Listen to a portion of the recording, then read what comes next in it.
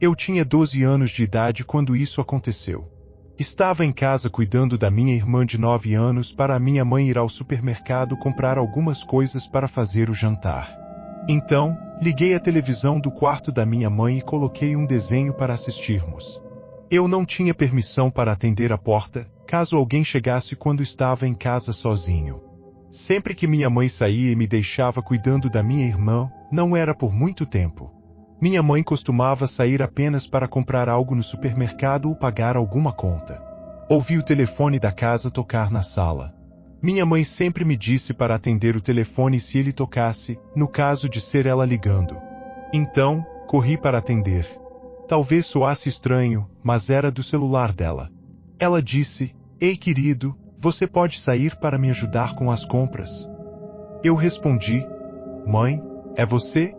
Ela disse: "Sim, querido." Eu senti que algo soou diferente em sua voz. Você obviamente conhece a voz de sua própria mãe.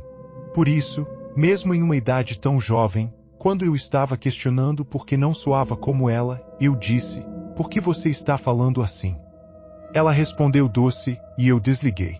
Minha mãe nunca usaria a palavra querido assim, especialmente 2 vezes em questão de segundos. O telefone tocou novamente, e o número da minha mãe apareceu no identificador de chamadas. Então ignorei. Por algum motivo, meu coração estava acelerado, eu estava nervoso. Voltei para o quarto onde estava minha irmã e o telefone tocou pela 3ª vez. Deixei tocar por alguns segundos, quando verifiquei o identificador de chamadas, desta vez era um número diferente. Eu peguei, e a voz de um homem do outro lado disse: "Ei, Mateus, eu sei que isso vai soar estranho, mas é seu pai. Estou aqui fora." Tudo o que eu poderia murmurar foi um fraco "o quê?" O homem disse: "Estou aqui fora. Eu tenho muito a explicar." Eu desliguei naquele momento. Meu pai morreu quando eu tinha 3 anos, eu não tenho lembranças dele.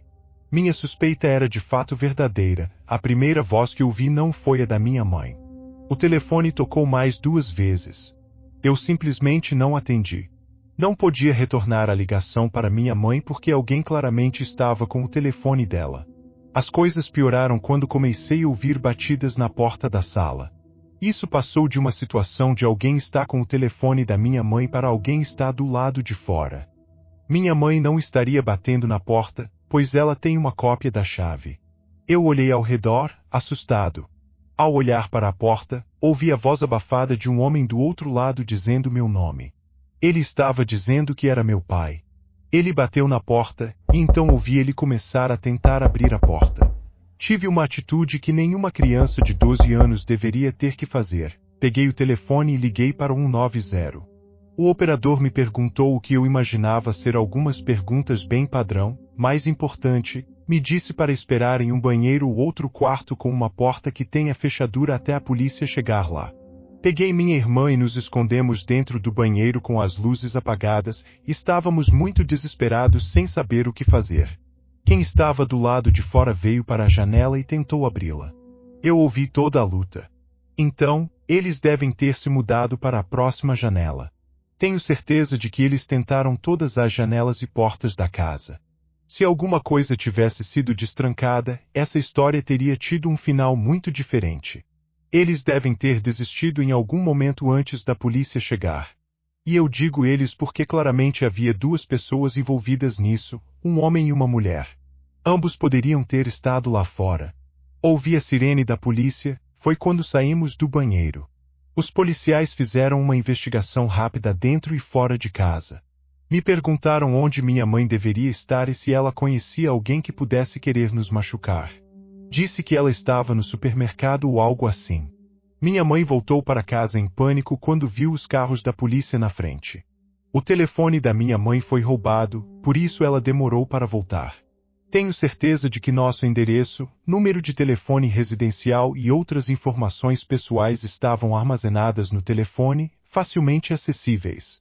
Embora como eles sabiam meu nome, eu não tenho exatamente certeza. Algo no telefone da minha mãe deve ter dado de presente. Era um mistério, mas o fundo do telefone da minha mãe era uma foto dela com minha irmã mais nova e eu. Isso poderia ter sido uma indicação para algum casal estranho e assustador lá fora de que o dono deste telefone era uma mãe solteira com 2 filhos pequenos. Eles tentaram usar isso como uma forma de me enganar para sair de casa, o que é absolutamente assustador e horrível. O telefone deve ter sido destruído depois das tentativas fracassadas de tentar me atrair para fora. As coisas foram um pouco diferentes depois disso. Minha mãe não me deixaria mais sozinho à noite, não até que eu fosse alguns anos mais velho, pelo menos.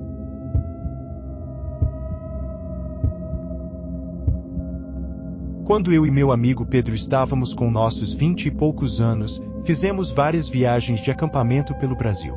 Isso aconteceu quando eu tinha 24 anos e ele 26.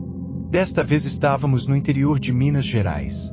Era minha primeira vez acampando por lá. Embora fosse no meio da semana, nossos empregos nos permitiam ter dias de folga nesse período, então, para evitar o trânsito e multidões, eu sempre deixava o Pedro cuidar das viagens. Estacionamos em uma área de piquenique que parecia segura e entramos na floresta.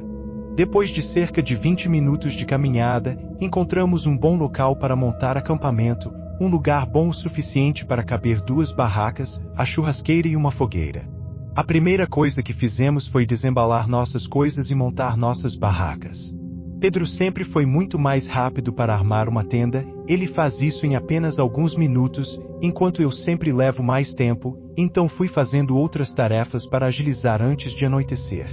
A próxima coisa que fizemos foi criar um anel de pedras para um fogo. Em seguida, juntamos alguns paus e madeira. Foi no ponto do dia em que o sol estava se pondo. Tínhamos um fogo indo e agora estávamos preparando algumas carnes que levamos para fazer um churrasco. Pois sempre que íamos acampar era de tradição. É claro que tínhamos nosso spray para o caso de o cheiro da comida atrair algum animal, o que Pedro sempre disse que era muito improvável. Ele sempre diz que a verdadeira coisa com que você tem que se preocupar no meio da floresta são outras pessoas. Enquanto comíamos nosso churrasco, abrimos algumas cervejas e fizemos alguns drinks, tivemos alguns rocks clássicos tocando no celular. Se você nunca foi acampar, não entende quão bom é o clima em momentos como este, com um amigo ou membro da família, algumas cervejas, relembrando bons momentos e curtindo a música. Quando ficou escuro, começamos a jogar jogos de cartas em uma pequena mesa de plataforma dobrável que trouxemos especificamente para jogar cartas. Depois de jogar jogos de cartas mais tradicionais, começamos a jogar Uno. Foi quando ouvimos algo na floresta. Assustado, parei a música do meu telefone. Estava claro agora que ouvimos uma pessoa cantarolando e pisando além das árvores, na escuridão da floresta. Pedro me pediu para encontrar a lanterna. Eu tentei, mas quando a encontrei, os sons haviam parado. Perguntei a Pedro se isso era algo para se preocupar, e ele disse que definitivamente era incomum que outra pessoa estivesse tão no fundo da floresta e muito menos assustadoramente andando por um acampamento com um ato de fogueira cantarolando alto. Eu estava um pouco abalado e vi que meu amigo também estava. Voltamos a jogar cartas, com a música muito mais baixa. Agora, quando menos esperávamos, um grande galho cai no meio do nosso acampamento, nos fazendo pular de susto. Não caiu de uma árvore. Aquela coisa foi jogada em nós por alguém. Pedro começou a gritar, desafiando quem quer que estivesse por aí mexendo com a gente. Os passos podiam ser ouvidos mais uma vez, se afastando de nós.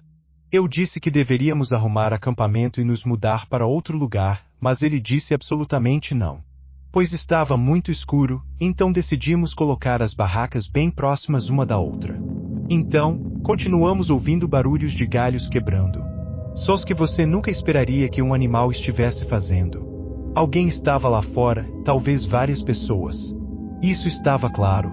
Concordamos que talvez devêssemos nos revezar para ficar de olho e garantir que ninguém viesse ao nosso acampamento e roubasse qualquer coisa, ou pior. Pedro concordou em tomar a primeira vigília. Então arrumamos algumas coisas que estavam espalhadas, colocando perto das barracas. Ele disse que ficaria acordado. Então, fui para minha barraca e dormi. Acordando no meio da noite, enquanto acampar é normal, você está em um ambiente frio ao ar livre e um saco de dormir desconfortável. Qualquer barulho pode te fazer acordar. Eu ainda não sabia o que me acordou. Eu ainda estava em um nevoeiro, meu cérebro não se sentia totalmente acordado ainda. Então peguei meu celular para tentar ver a hora. Foi quando eu olhei para cima e vi uma cabeça espiando para dentro da minha barraca. Achei que fosse meu amigo. Eu esfreguei meus olhos, mas era realmente a escuridão que estava me impedindo de ver qualquer coisa do rosto de quem estava lá. Eu disse, Pedro, pensando que ele estava me acordando para ser a minha vez de vigiar. Eu disse, meio sonolento, é a minha vez. Então, ouvi o zíper da minha barraca rapidamente fechar, e o que estava lá desapareceu. Me deitei de volta, mas apenas por um segundo. Eu de repente tive algum estranho momento de clareza onde eu atirei para uma posição ereta e escutei enquanto os passos se afastavam. Pedro, eu disse. Ele não respondeu. Então abri minha barraca para olhar o acampamento. O fogo estava apagado. Pedro não estava lá fora. Fui até a barraca dele, e estava fechada. Abri e olhei para ver, ele estava dormindo. Foi quando fiquei arrepiado. Comecei a sacudi-lo fazendo ele acordar, e quando ele finalmente acordou, eu disse a ele que alguém estava aqui no acampamento. Ele levou 1 minuto para voltar à realidade. Ele disse que entrou para a barraca porque estava muito frio e acabou pegando no sono. Ele saiu da barraca comigo e ficou de pé, vendo enquanto eu corria para minha barraca para pegar minhas coisas. Na minha barraca, pegando o saco de dormir, ouvi aquele maldito cantarolando novamente de fora. Eu peguei, e Pedro sussurrou para me apressar. Eu disse, você ouviu isso também? Ele disse sim. Nós dois voltamos para sua barraca e fechamos, com nossas latas de spray ao nosso lado. Naquele momento eu só queria que a noite passasse para irmos embora daquele lugar. Os minutos pareciam horas enquanto estávamos presos na barraca. Depois de 4 longas horas horríveis. Havia luz do lado de fora, então arrumamos tudo. E quando terminamos, vimos as pegadas estranhas ao redor do nosso acampamento. Aquela coisa ficou nos rodeando a noite toda. Então arrumamos tudo muito rápido e caminhamos de volta para o carro. Poderíamos ter dirigido para outro lugar e tido outra noite de acampamento, mas estávamos muito assustados. Esta foi uma experiência assustadora, nós dois só queríamos estar na segurança de nossas casas. Já se passaram 8 anos desde que isso aconteceu, e ele me chamou algumas vezes para acampar, mas eu realmente não tive interesse desde essa experiência. As pessoas são muito assustadoras. Por que alguém estava lá fora, perseguindo nosso acampamento? Ao ver a cabeça daquela coisa no escuro, apenas olhando para minha barraca, foi como se estivesse direto de um pesadelo. Foi a pior experiência da minha vida.